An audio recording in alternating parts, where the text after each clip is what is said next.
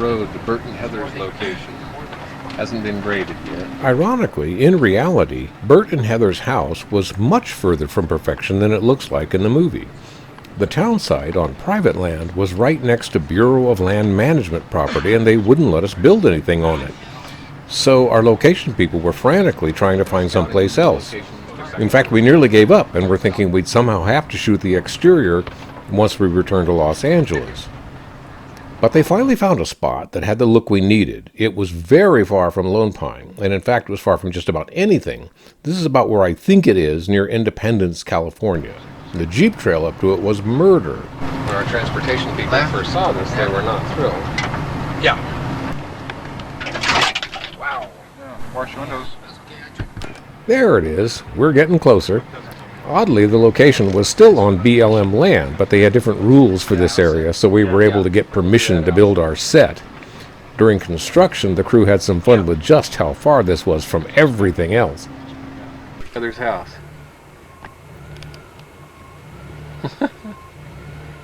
This is some video that I shot while we were scouting the location for second unit. Perfection is right out this way. Look at this. The BLM made us box in a couple of rare cactus here. They're actually really beautiful too. But on the day of production, Dad was back on the job with the camera. Okay, this is Wednesday, June 14th, presumably our last day of filming. That was true. We had one more location after this before leaving Lone Pine. High in the Inyo foothills. I'm doing some follow-up shots on Burt and Heather's house. Beautiful clear day.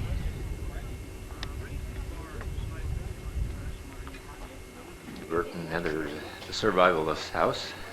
Dad being Dad, he shot the inside of the house we never intended to The show. whole basic house here.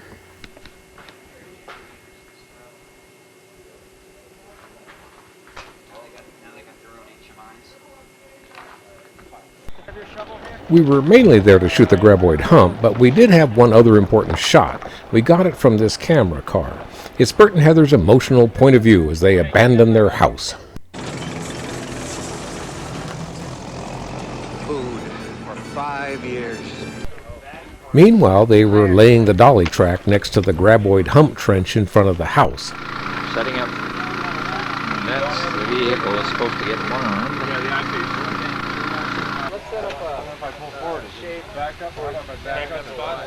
He's checking the camera.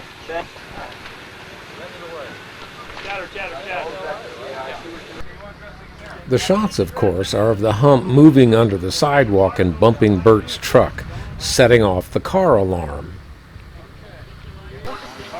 The truck had air-powered rams under it to move it up and down like the graboid is hitting it. Here we go.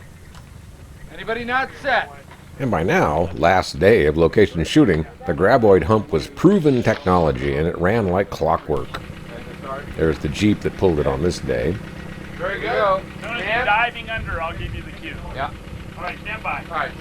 Roll the camera, please. Rolling.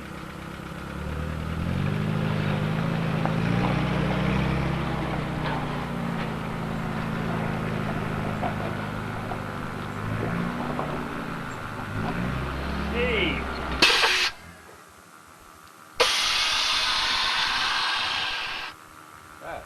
Good. Very nice. And with the hump working so well, it was easy to do another take. Dirt under the sidewalk. That's great. That was very good. I'd like to go one a little bit slower. You know, Guys, we're resetting. One more time. 6 hours and 32 Okay, let's minutes. go We'll one be ready to do more. it again. Okay, One guys. more. The reset is 3 minutes, I believe. Is that correct, Bill? Camera department. So the Jeep is hooked to the alternate cable and pulls the hump back.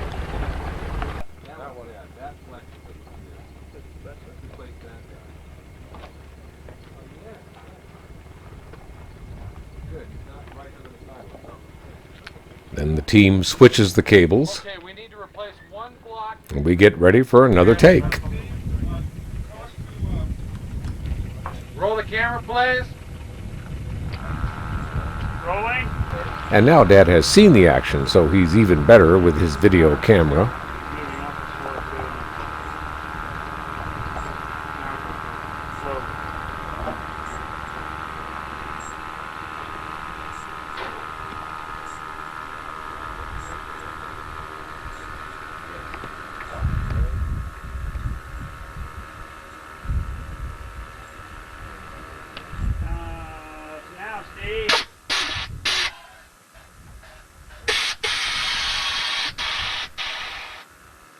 Cut.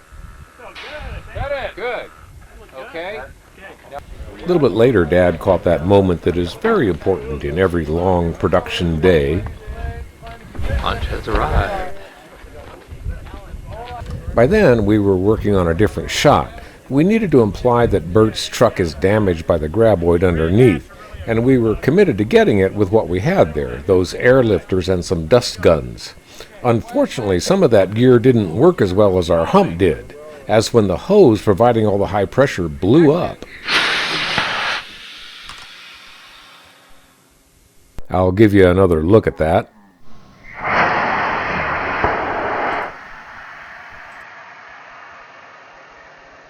They did a quick repair, Go.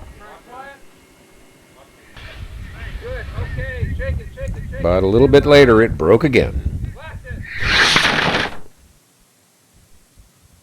And in the end, we got the shot with a little portable dust gun and maybe even more people to shake that truck. Get out the back there, Lon. Wait a minute. Hit it hard. Run again. Good. Front. To the front. To the front. Front. Front. That's plenty. That's plenty. Then we were ready for our last shot at Burt's, after we had that lunch, of course, and it involved one of my favorite kind of effects. We're going to move this truck out, put a little more dolly track. We're going this way. Boom, boom. Bullet hit.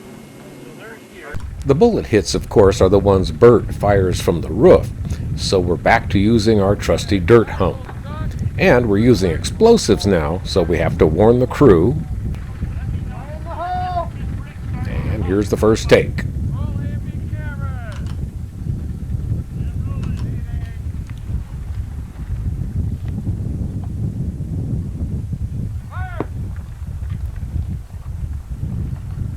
And the reset is so easy, we can easily do another one quite quickly. Roll in, big cameras. Rolling. And Dad's camera work improves each time. Fire!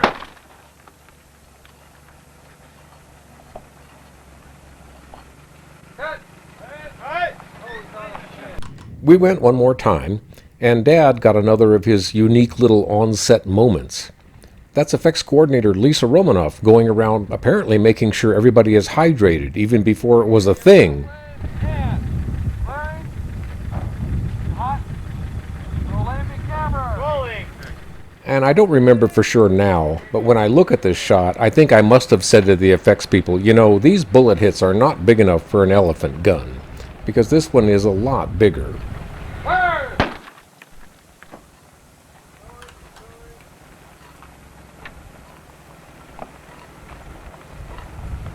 Cut! And with that, we packed up and left Burt's house forever. But I'll be back. I'm going to start working on the next episode. Meantime, I'm going to keep encouraging people to check out my novels, Tucker's Monster and Fraidy Cats, More Fun Fantasy, available at Amazon. Thanks for watching.